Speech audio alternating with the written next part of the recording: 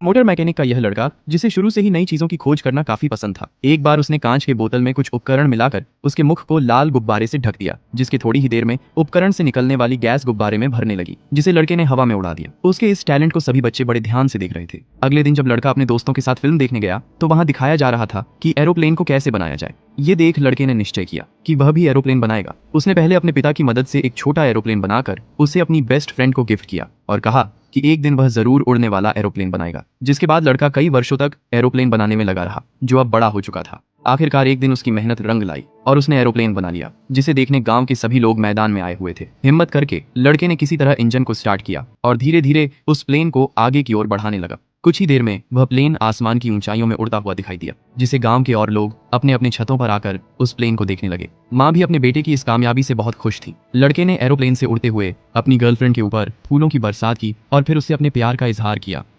एक बेटा अपनी बूढ़ी माँ को वृद्धाश्रम छोड़ने आया था, जो वहाँ की हेड से बता रहा था कि मैं और मेरी पत्नी दोनों नौकरी करते हैं और घर पर इनका ख्याल रखने वाला कोई नहीं है, इसीलिए मैं इनको यहाँ छोड़कर जा रहा हूँ। बेबस होकर बूढ़ी माँ चुपचाप सारी बातें सुन रही थी। जाते समय बेटे ने कहा कि माँ, मैं जा रहा हूँ, एक बार तो हंस दे। लेकिन माँ एकदम बुत बनी खड़ी रही, उनके मुंह से एक शब्द तक नहीं निकला। वे एक तक उस रास्ते को निहारती रहीं जहाँ से उनका बेटा गया था। वे हमेशा चाय पीते वक्त दूसरी महिलाओं से बताती कि मेरे बेटे को ऐसी चाय बिल्कुल नहीं पसंद है, वह सिर्फ मेरे हाथों की चाय पसंद करता है। न जाने उसने चाय पी होगी या नहीं। धीरे धीरे उन्होंने सिलाई मशीन का काम शुरू किया और उससे कुछ पैसे भी कमाए। अब वे इसी वृद्धाश्रम को अपना घर मान चुकी थी, लेकिन उनके चेहरे की हंसी कहीं गायब सी हो गई। उन्होंने अपनी एक रूममेट से मोबाइल को भी चलाना सीख लिया। अचानक एक सुबह जब उन्होंने गेट पर देखा तो उनका बेटा हाथों में पिज्जा लिए बाहर खड़ा था। उसने अपनी माँ से बस इतना पूछा कि माँ, ये पिज्जा तूने मेरे लिए ऑर्डर किया था ना? माँ ने आंखों में आंसू लिए बस इतना कहा कि ये तुझे बहुत पसंद है ना, बस इसलिए। ये सुनते ही बेटे ने अपनी माँ को गले से लगा लिया। फिर बेटा अपनी माँ को घर वापस ले गया और सबने एक साथ मिलकर पिज्जा खाया।